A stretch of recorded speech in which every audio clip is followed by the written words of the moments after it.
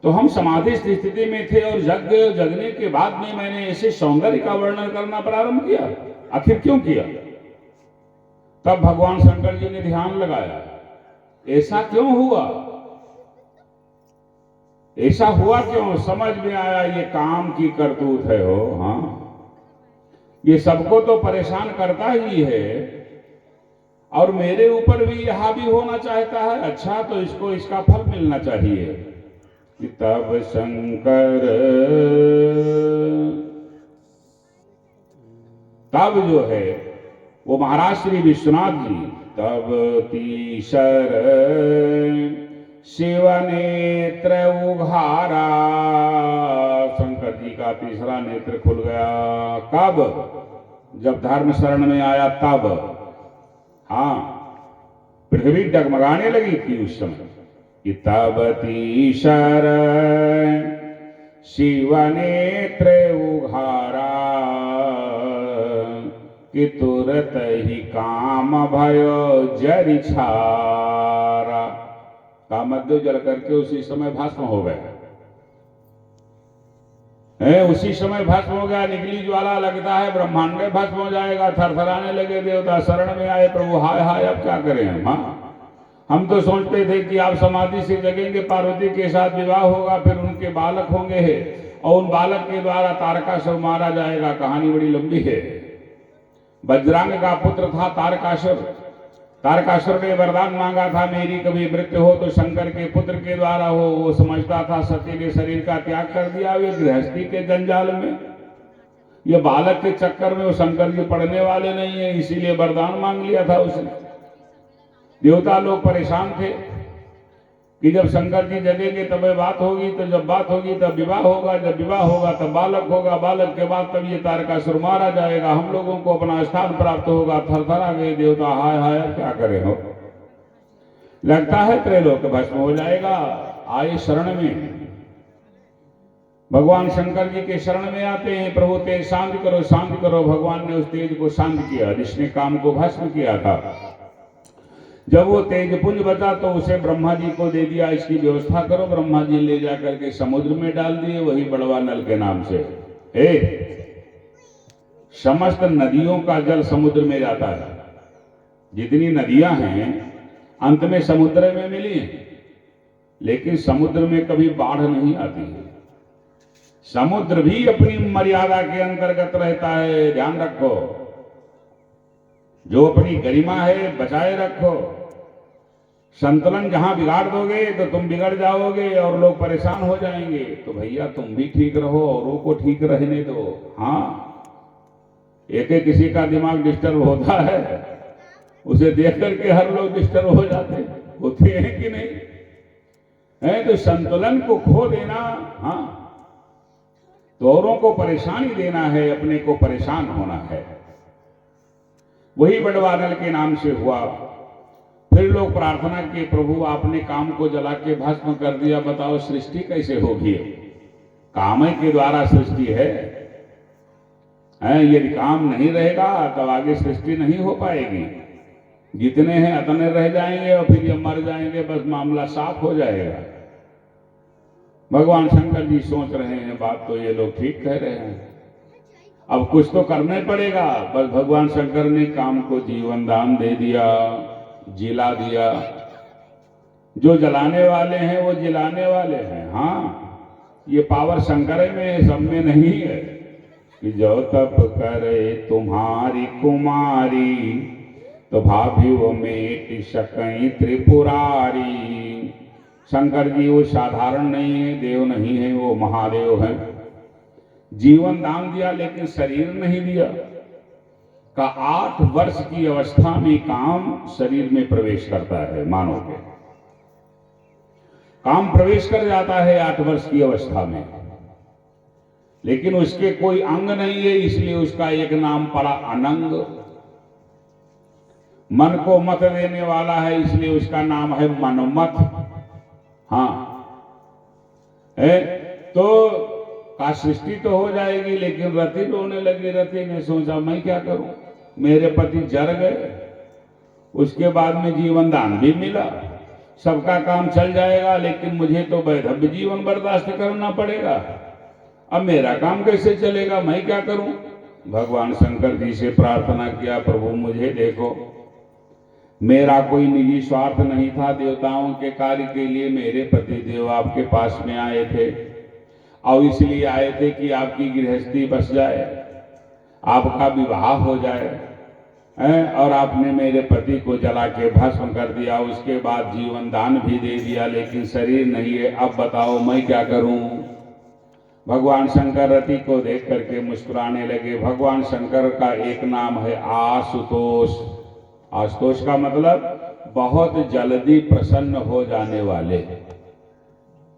और कोई देवता इतना जल्दी नहीं प्रसन्न होता है, हाँ, लेकिन शंकर जी एक ऐसे हैं कि बहुत जल्दी प्रसन्न हो जाते हैं। भक्तमाल में एक कथा आती है, एक चोर गया था घंटा उतारने के लिए, सुना होगा आप लोगों ने। तो कद उसका छोटा था, घंटा उतारे कैसे? चोर था भाई वो। तो सोचा लाओ शंकर जी के लाटे पर चढ़ जाए। बस चढ़ गया शंकर जी के लाट पर। घंटा उतारने के लिए शंकर जी प्रकट हो गए। क्यों प्रकट हुए? हर लोग कोई कोई बेलपाती चढ़ाता है, कोई धतूरा चढ़ाता, कोई फूल चढ़ाता। अरे इसने तो पूरा अपने को ही चढ़ा दिया। हाँ, ये भक्तमाल की कथा है, कोई गप नहीं है। तो ऐसे हैं विश्वनाथ, जिन्हें आशुतोष कहा जाता है, बहुत जल्दी प्रसन्न होने वाले। और देवता को तो तुम मेवा चाहिए, मिश्री चाहिए और सब चाहिए, लेकिन शंकर जी को केवल एक लोटा जल चढ़ा दो बस। हाँ, बस मानो काम सारा हो गया। इतने अच्छे। और किन्हें चढ़ा रहे हो? जिनके जटाओं में गंगा है। हाँ, जटा कवि गलत गलत प्रवाह पावित स्थले गले वलम लंबिताम भुजंग तंग मालिकाम। बहुत समझने की बात है।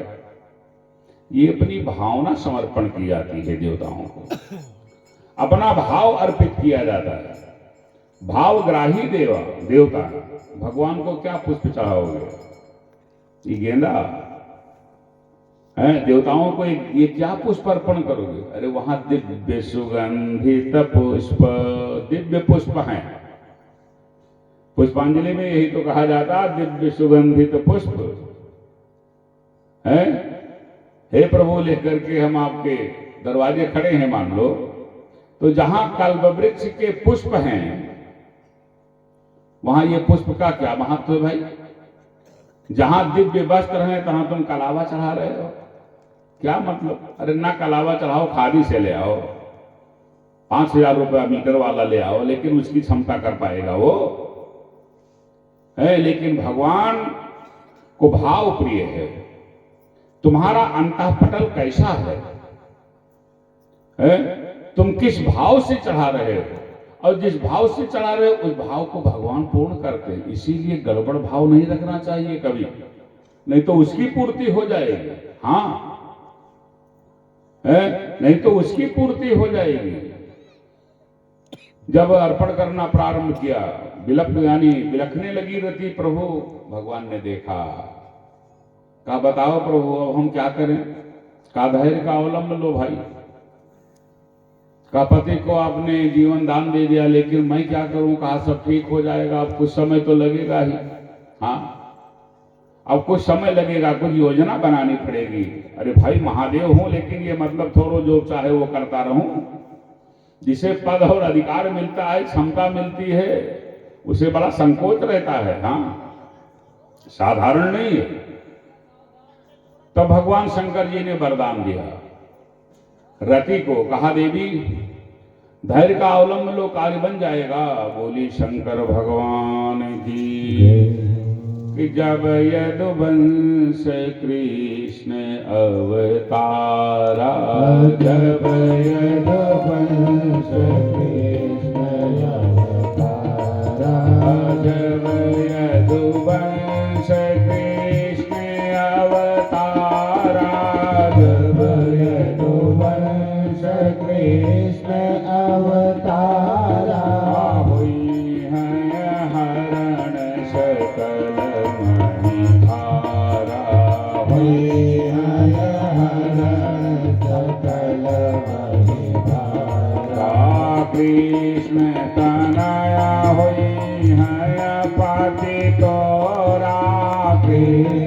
तनय होई है पति तोरा कृष्ण तनय होई है पति तोरा कृष्ण तनय होई है पति तोरा बचन अन्यथा होई न मोरा बचन अन्यथा होई न मोरा राधे राधे गोविंद गोविंद राधे राधे राधे गोविंद गोविंद राधे राधे राधे गोविंद गोविंद राधे राधे राधे गोविंद गोविंद राधे भगवान शंकर जी ने वरदान दिया था देवी